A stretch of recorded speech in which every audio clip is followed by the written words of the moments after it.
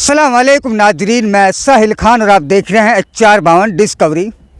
जैसा कि आपने सुना होगा कभी अपने वरिष्ठ नागरिकों के पास बैठकर या फिर किसी मीरासी की बातों में कि घुड़चली मेवखा का जब नाम आता है तो काला पानी का जिक्र छिड़ता है। लेकिन काला पानी है क्या? काला पानी एक सेलूर नाम की जेल है जो अंग्रेज़ों ने उन क्रांतिकारियों को, उन देशद्रोही वो उनको देशद्रोही कहते थे, जबकि वो देशभक्त थे, उन लोगों को कैद करने के लिए और आम लोगों से दूर रखने के लिए एक ऐसी जेल काले पानी के अंदर बनाई। काला पानी वो था जो अंडमान निकोबार द्वीप समूह पर एक जेल है। वो एक पुराना किला हुआ करता था। उस किले को जब अंग्रेज़ों ने अपने अंडर में ले लिया फिर उसे जेल में तब्दील कर दिया। उसकी दीवारें काफ़ी ऊंची थी, जैसा कि आप बैकग्राउंड में देख रहे हैं। ये काफ़ी ऊंची इसकी दीवारें हैं। एक काफ़ी मजबूत किला है, पुराना है, और इसी के अंदर अब फ़िलहाल एक रिजॉर्ट है और कई होटलें, रेस्टोरेंट इसमें काम करते हैं। फ़िलहाल टूरिस्ट ही इसमें आते हैं, लेकिन उस ज़माने का काला पानी की जेल इसे कहा जाता है। इसी काला पानी में आपके मेवात से काफ़ी लोगों ने यहाँ पर अपनी सज़ा काटी है, लेकिन हो सकता है शायद आप उनको नहीं जानते हों। घुड़चली मेवखा नाम तो आपने सुना होगा। घुड़चली मेवखा से यहाँ उनमें से एक भाई ने, घुड़चली ने भी इसमें काफ़ी सज़ा काटी है और कहते हैं कि वो काले पानी में यहीं भी उस आखिरी सांस उन्होंने अपनी ज़िंदगी का सफ़र पूरा किया था। जो उसका दूसरा भाई था मेवखा, वो लाहौर की जेल में या लाहौर से जेल से रिहाई के वक्त में सफ़र में रास्ते में अपने ज़िंदगी के सफ़र को मुकम्मल कर इस फ़ानी दुनिया को छोड़कर चला जाता है, लेकिन उनके बारे में पूरे फैक्ट्स नहीं मिलते।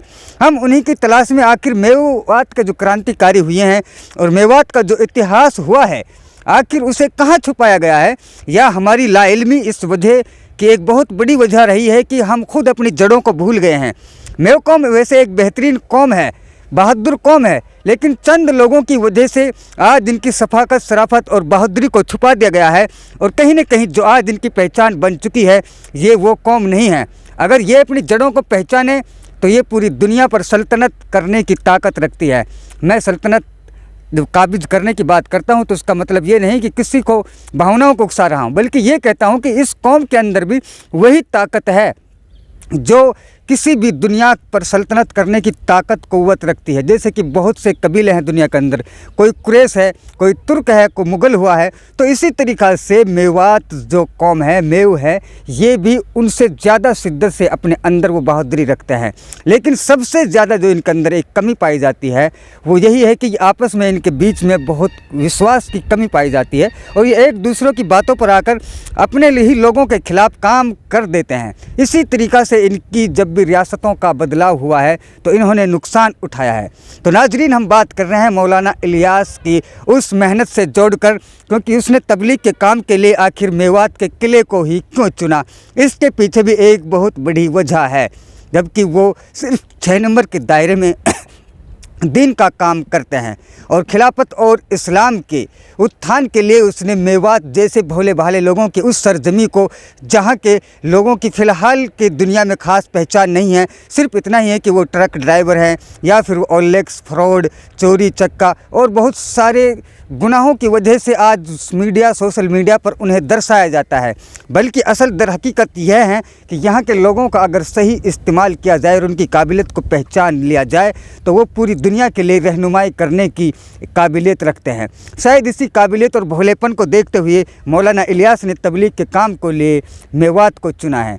अगर आप कुछ ही शिद्दत से इस मेहनत में लगे रहते हैं तो मुझे अंदाज़ा है कुछ ही पलों में आप पूरी दुनिया में इसी भोलेपन के साथ में इस तबलीग के काम को 6 नंबर के दायरे के साथ में ही पूरी दुनिया में इस्लाम के पैगाम को फैला देंगे। और इसके लिए मेवात का पूरी दुनिया अब एहसानमंद होगी, क्योंकि ऐसे आलम में जब चारों तरफ तबाही का आलम हो तो एक भोले भाले से इलाके के लोगों ने एक ला इलाहा इल्लल्लाह के कलमे के साथ में पूरी दुनिया को सुकून से भर दिया है और कहीं न कहीं स्थापित कर दिया है।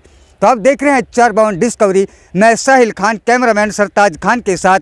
अब HR52 डिस्कवरी की टीम चलती है सिंदबाद एपिसोड के शूटिंग के जो सिलसिला चल रहा है उनकी एपिसोडों के सिलसिले में भी हम यहाँ पर आए हैं।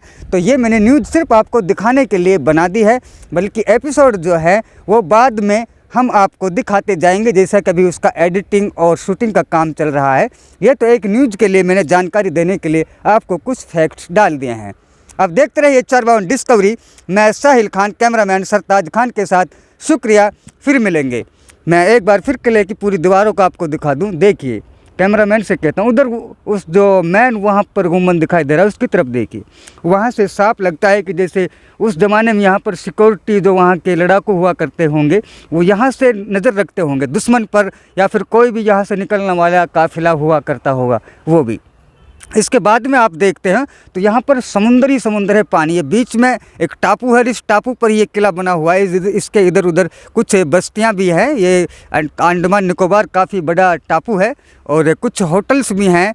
ये अलग केंद्र शासित प्रदेश है, बल्कि हमारा देश का हिस्सा है, लेकिन ये खुद अपने आप में एक केंद्र शासित की पहचान रखता है। और ऐसे कई किले हैं, लेकिन जो इसमें मेन किला है जो सेलूर किला कहा जाता है वो यही है, और इसी को ही काला पानी कहा या काला पानी की जेल कहा जाता है। तो आप देख रहे हैं 452 डिस्कवरी। मैं साहिल खान, कैमरामैन सरताज खान के साथ, शुक्रिया, फिर मिलेंगे, धन्यवाद।